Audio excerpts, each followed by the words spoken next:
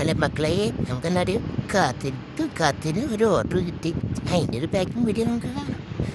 ഒരു ചെറിയ റോസപ്പൂവിൻ്റെ ചെയിനും ഡബിൾ ലെയറുള്ള ആ പച്ചമുത്തുള്ള ചെയിനുമാണ് എടുത്തിട്ടുള്ളത്.